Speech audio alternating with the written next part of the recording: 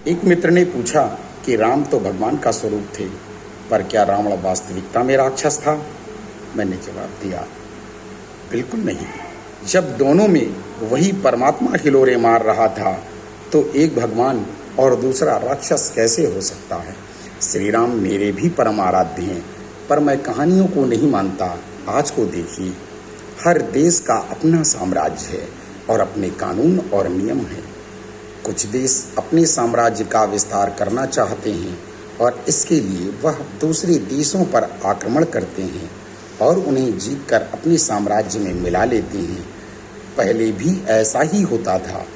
भारत में भी कई राजा एक दूसरे राज्य पर आक्रमण करते थे, पर हम उन्हें राक्षस तो नहीं कहते थे।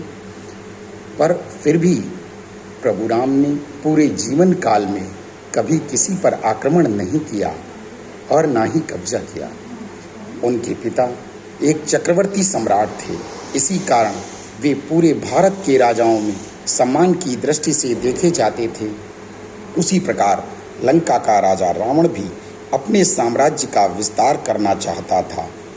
इसमें उसे राक्षस तो नहीं कहा जा सकता, पर हर देश के लिए उसका राजा भगवान का स्वरूप होता है, क्योंकि वह अपने देश और देशवासियों से प्रेम करता है।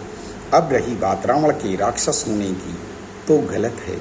वह एक महान विद्वान और एक वैज्ञानिक तथा शक्तिशाली सम्राट था और परमात्मा में पूरा विश्वास रखता था। वो जानता था कि ब्रह्म क्या है, इसीलिए स्वयं को ब्रह्म कहता था। पर इसके लिए वही अपने भाई बहन, मित्र, संबंधी, रिश्तेदार अपने फ़ायदे के लिए गलत सलाहें देते रहे और वह अपनी शक्तियों के अहंकार में उनकी सलाहें मानकर कार्य करता है। इसीलिए उसे अहंकारी अवश्य कहा जा सकता है।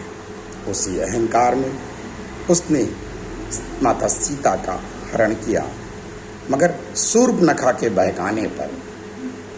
फिर भी उसने कभी सीता माँ का अपमान नहीं किया या उनके साथ कोई दुर्व्यवहार नहीं किया।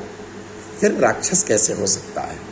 हाँ, उल्टा राम ने पति होने के बावजूद कई बार सीता से दुर्व्यवहार किया, पर हमारे देश के लोकप्रिय सम्राट थे और मर्यादा पुरुषोत्तम थे और देश में कोई उनका विरोध नहीं करता था। पर यह सब तो एक कुशल राजनीतिज्ञ भी करता है, स्वयं को श्रेष्ठ साबित करने के लिए। आप कहेंगे कि फिर रावण राम से हारा क्यों? तो रावण किसी कमजोरी की वजह से नहीं हारा, अपने सारे राज जानने वाले भाई की राजा बनने की महत्वाकांक्षा और गद्दारी के कारण हारा। इसीलिए अंततः मैं तो यही कहूँगा कि राम और रावण दोनों ही एक महान देशभक्त सम्राट थे और दोनों में उसी परमात्मा का अंश था। इसीलिए मैं किसी को परमात्मा या राक्षस नहीं कह सकता, क्योंकि यह मेरी प्रारब्ध का निर्माण करेगा। क्योंकि इस धरती पर जन्म लेने वाला प्रत्येक व्यक्ति अपनी पिछली प्रारब्ध को इसी जन्म के संस्कारों में लेकर अपना जीवन जीता है और उसी के अनुसार कर्म करता है और नए विचारों के साथ अपनी अलग प्रारब्ध बना लेता है। राधे राधे।